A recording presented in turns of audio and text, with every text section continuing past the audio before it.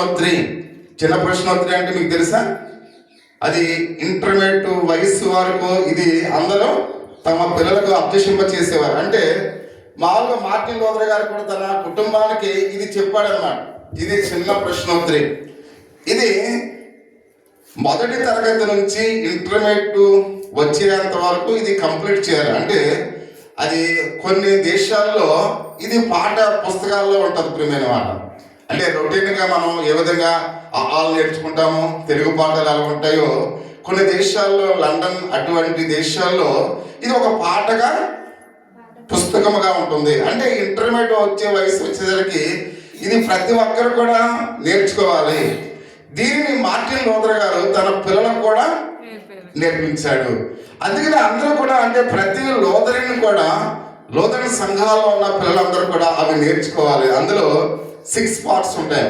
ఒకటి విశ్వాస, మామూలుగా పరలోక ప్రార్థన, విశ్వాస ప్రమాణం, పరలోకపు తాళచేతులు, 10 ఆజ్ఞలు. కాబట్టి ఇవన్నీ కూడా, అంటే బాప్తిజం సంస్కారాల్లో 2 ఒకటి. కాబట్టి సంస్కారాల్లో 2 ఏంటవి? బాప్తిజము, సంస్కారం, ప్రభురాత్రి సంస్కారం. అంటే ఈ 6 పార్ట్స్ కూడా అందులో ఉంటాయి. ఇవి నేర్చుకుని ఎగ్జామ్లో పాస్ అయ్యి అప్పుడే వారు పాస్ అవుతాడు ప్రియమైన వాళ్ళు. అంటే పాస్టర్ గారు అంటే అది ఏదో వేళకాలంగా అయిపోయేది కాదు. ఈ పుస్తకం అంతా కూడా నేర్చుకుని వాటిలో ఉన్న అర్థాలన్నీ కూడా ఎరిగి ఆ వాటిలో ఉన్న అర్థాలన్నీ కూడా తెలిసినప్పుడే అప్పుడు అతడు గ్రాడ్యుయేషన్ అవుతాడు. అప్పుడు వారి పాస్టర్ అని ఆ బిరుదును ఇస్తారు. అంతవరకు సేవకులే సంఘ కాపరులు అంటారు. అంటే మామూలుగా ఈ బోధ ప్రణాళికలో కాపరులు ఉన్నారు, సేవకులు ఉన్నారు, పాస్టర్స్ ఉన్నారు, పరిచారకులు ఉన్నారు, బిషప్లు ఉన్నారు. అన్నీ అంటే దీని యొక్క, అంటే వారి యొక్క స్థితిగతులను బట్టి, వాళ్ళ ట్రైనింగ్ని బట్టి వారి యొక్క గ్రేడ్స్ అనేవి ఉంటుంది.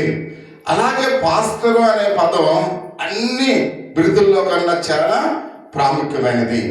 ఆ పాస్టర్ అనే బిరుదు ఎప్పుడు వస్తుందంటే బైబుల్ క్షుణ్ణంగా తెలిసిన తర్వాత. పోయినసారి ఆయన చెప్పారు, 2వ రోజు పాస్టర్ గారు చెప్పారు. 2వ రోజు వచ్చారు, ఎవరన్నా మీరు ఎవరన్నా వచ్చారు? 2వ రోజు దేని గురించి చెప్పారు? కేవలం పాస్టర్ గారు ఇది చూసి చెప్తేనే కాదు. అంటే ఆదికాండం 1వ అధ్యాయము రాసినప్పుడు మనం బయటకు వెళ్ళిపోతున్నాం, టైం అయిపోతుంది. కాబట్టి రాసినప్పుడు అసలు ఏ సందర్భంలో రాశాడు?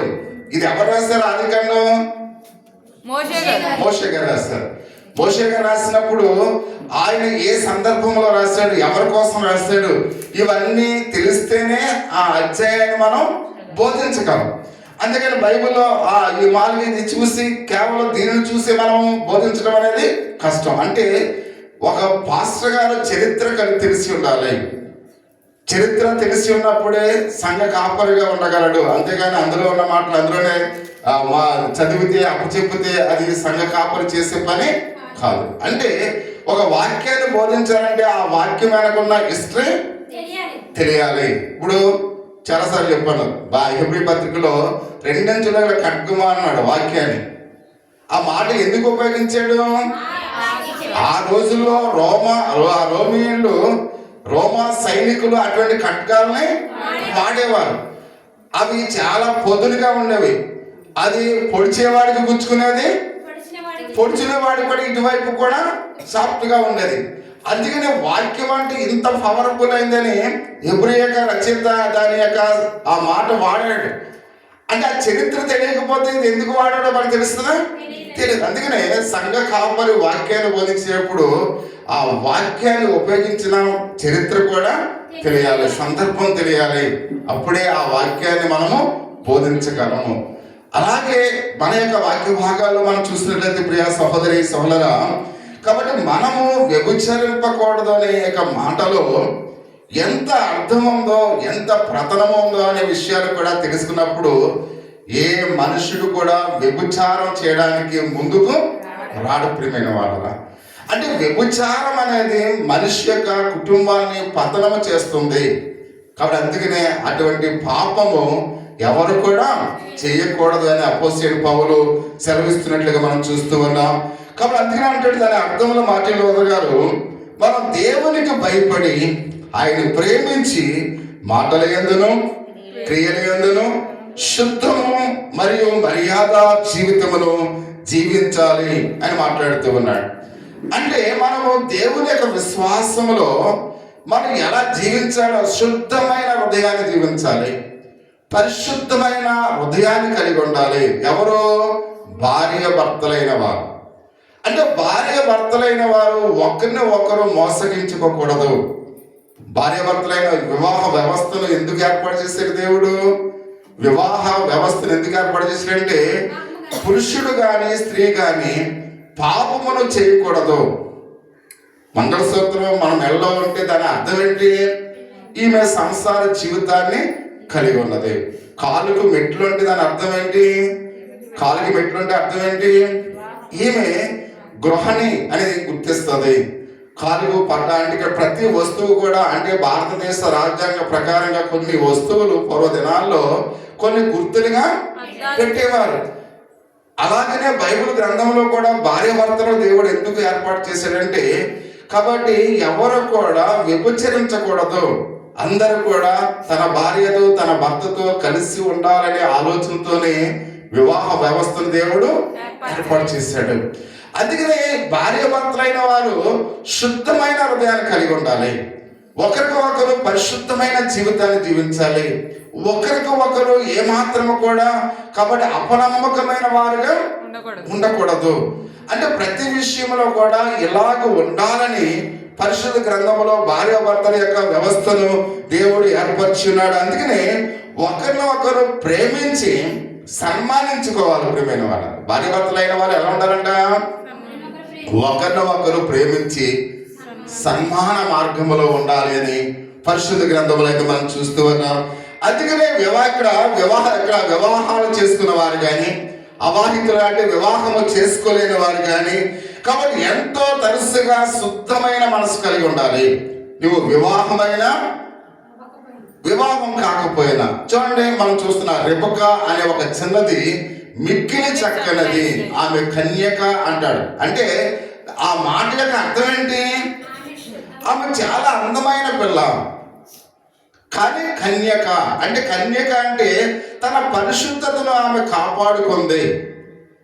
అంటే వివాహము కాని వారు కూడా యవన జీవితాల్లో తమ పరిశుద్ధతను ఏం చేయాలి? కాపాడుకోవాలి. అప్పుడే వారు కన్యాదానం అంటారు. మనం చూసాం, అక్కడ మనం చింతపల్లి చూసాం, పాస్టర్ గారు కన్యాదానం చేయండి అని అన్నారు. అంటే కన్యాదానం అంటే అర్థం ఏంటి? పరిశుద్ధమైన స్త్రీని పరిశుద్ధముగా వేరొక పురుషునికి అప్పగించటం. అంటే అక్కడ అవేవిక అంటే వివాహము కాని యవనస్తులు తమ జీవితాన్ని పరిశుద్ధంగా ఉంచుకోవాలి. పరిశుద్ధంగా ఉంచుకున్నప్పుడు ఆ పరిశుద్ధమైన స్త్రీని వేరొక పురుషుని యొక్క చేతిలో తమ తల్లిదండ్రులు ఏం చేస్తారు? కన్యాదానం చేస్తారు.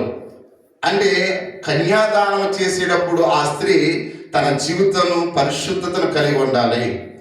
అదే ప్రభు చెప్తూ ఉన్నాడు, వివాహమైన వారు వివాహం కాని వారు వారి పరిశుద్ధతను వారు ఏం చేసుకోవాలి? కాపాడుకోవాలి. కాబట్టి కాపాడుకోకపోతే నువ్వు పాపంలో ఉంటావు. అయితే నువ్వు దేవుని శిక్షకు పాత్రులుగా ఉంటారు. అలాగని కేవలం ఆడపిల్లల గురించి మాత్రమే చెప్తున్నది బైబిల్. కాబట్టి యవనస్తులుగా ఉన్నవారు కూడా వారు తమ జీవితాన్ని శుద్ధమైన హృదయాన్ని కలిగి ఉండాలి.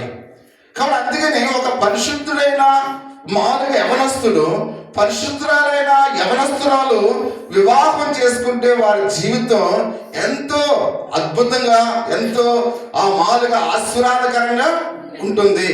కాబట్టి అందుకని ప్రతి విషయంలో కూడా స్త్రీ అయినా పురుషుడైనా పరిశుద్ధతను కాపాడుకోవాలని పరిశుద్ధ గ్రంథంలో అపోస్తలుడైన పౌలు సెలవిస్తున్నట్లుగా ఈ రోజు మనం చూస్తూ ఉన్నాం. కాబట్టి అందుకనే ప్రియమైన వాళ్ళరా, మన జీవితంలో జీవించే వారు చాలా మంది తప్పిపోతూ ఉన్నారు. సమాజంలో మనం చూస్తూ ఉన్నాం.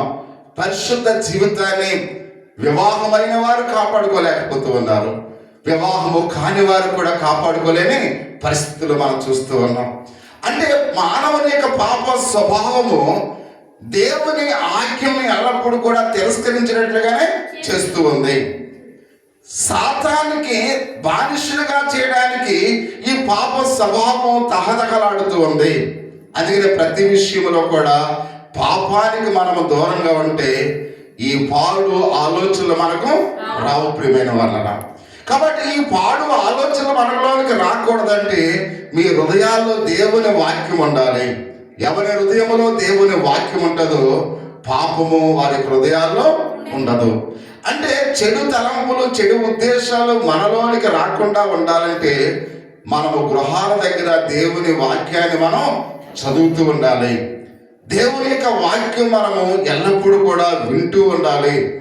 దేవుని వాక్యము మన హృదయంలో భద్రముగా కాపాడుకోవాలి.